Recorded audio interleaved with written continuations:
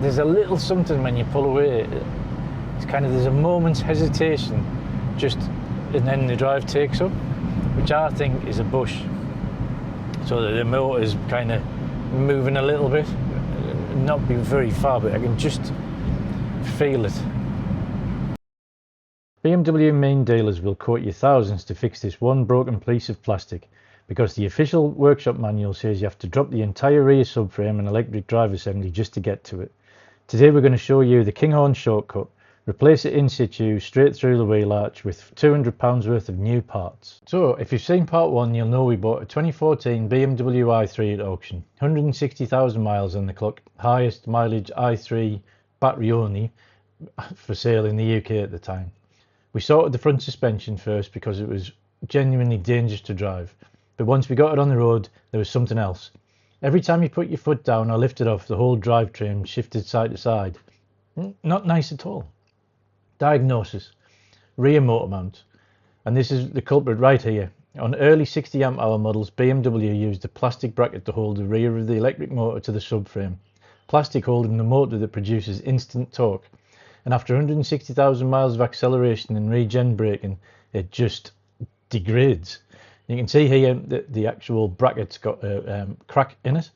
That, coupled with the actual rubber motor mounts being torn, means that the whole motor moves around during acceleration and regen.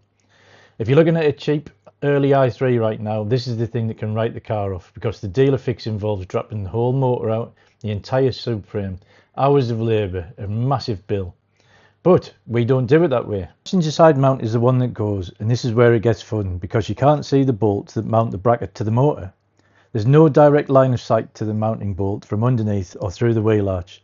You're working entirely by feel. We dropped the motor and suspended it from the top so that we were able to get into the wheel arch here.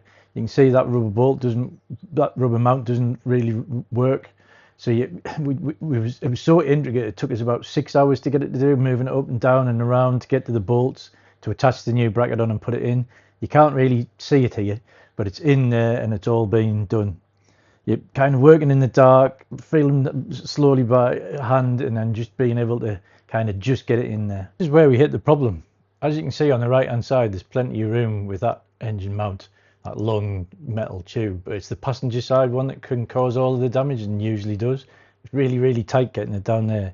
Even with the old mount broken, the motor is still on what's left of it. You need to subtly tilt the whole electric drive assembly just enough to create clearance to slide the new bracket in, but you can't go too far because they're stressing the high voltage cables and the coolant lines on the other side. And this is what happens if you don't fix it. The motor drops onto the subframe and starts metal on metal. We've seen i3s where it's actually damaged the subframe itself. At this point, it's game over. The repair bill exceeds the value of the car. So people see these rescue videos and think that's all we do, buy knackered cars and try to bring them back to life. But actually the rescue stuff is just what we film. Day to day, Kinghorn EV is a proper electric vehicle garage right here in Durham City in the northeast of England. We service and repair all electric vehicles, not just i3s. Full EV health checks, brake work, suspension, battery diagnostics, the lot. We also sell used EVs and source them direct from auctions for people. All inspected and prepped here. And then there's the fun stuff. We convert classic cars to electric, take some beautiful, rip out the oily bits and drop in a clean, silent electric drivetrain. So whether you've got an EV that needs looking after, you're after a reliable used one, or you fancy turning your classic into an EV, we're your people. Head over to kinghornev.com, link in the description, and we'll look after you. Right, so let's tally up. We bought this 2014 BMW i3 at auction. 160,000 miles, highest mileage, easy for me to say, i3 for sale at the time in the UK. Let's see how the maths work out on it.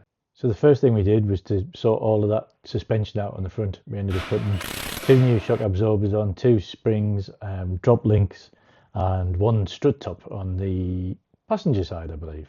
And the total parts price for doing that lovely front suspension work was £765.50. Next up was replacing a jack and point cover which was missing from the car. This turned out to be the cheapest thing that we put on the car, £13.22.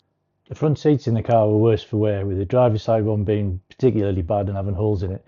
So we got 2 replacement ones of those, and they came in at £377.59. A tyre was the next requirement on the passenger side front. That came in at a whopping £148.50. The biggest job by far was replacing the motor mount. We put a used one on the driver's side. On the passenger side, we got brand new brackets and mount, because this all comes as a kit. The driver's side one wasn't so bad, and we got a really good condition used motor mount.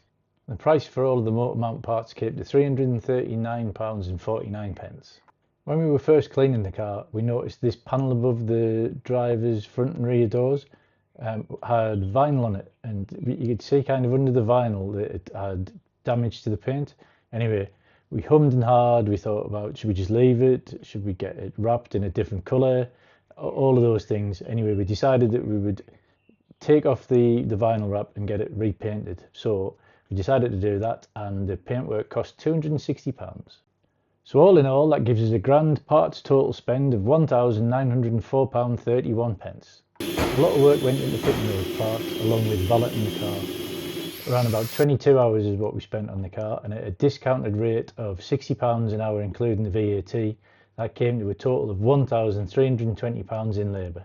Of course, we can't forget about how much the actual car cost in the first place from the auction. When we won the bid for the BMW i3 from our local Newcastle auction, we won the bid at £2,200, but that's not where the story ends with the auctions. There's also a buyer's fee and an essential check fee on this car, which in total came to £472. So all in all, the total purchase cost just for the car before we did any work on it was £2,672. So all in all, after we replaced the front suspension, the jack and point, the front seats, the tyre, the motor mount, did the paintwork, and then actually bought the car, it came to a grand total of £5,896.31. Now the car's available for sale for £3,495. So click the link in the description to find out more about it, and it could be your car next. So first drive in the i3, kind of there's a moment's hesitation and then the drive takes up, which I think is a bush. So the motor's kind of moving a little bit, not be very far, but I can just feel it. So that's what it felt like before. Under acceleration, the whole drivetrain was shifting. You could feel it through the seat, the car was moving side to side. And now, nothing, solid. It's a completely different car. Pulls away, drives straight, it's perfect. With all that hard work done on the suspension and the rear motor mount, it's fantastic. Every hard acceleration, every lift off, silent. That's how this EV should feel. And look at the inside now. You can't really see the base of the seats as I'm driving along, but they're replacement seats, all perfect again. 160,000 miles that looks and drives like a 40,000 mile car. And here's one of the great things about it. It's a 2026 financial cheat. Really, nobody talks about this, but because it's a pre-2017 i3, it qualifies for the grandfathered low vehicle tax rate of 20 quid a year. A newer EV, that's around 200 quid a year. Over 5 years, that's a 900 quid saving that's back in your pocket. And the running costs, a full charge at off-peak rather than actually filling anything up with petrol, costs £2.40 to do 55 miles. Now, I think that'll compare very favourably to a petrol or diesel car. And then think about it, there's no spark plugs, timing belts, exhaust systems to fill, so it's cheaper to run from a maintenance point of view. This is one of the cheapest cars to run that we've ever had through our workshop. The completely rescued urban commuter is now live on our website for $3,495, as previously mentioned, and there's a link in the description, so get yourself along, make this your car. Thanks for watching. Please like, share and subscribe and all that good stuff, and remember, keep charging ahead.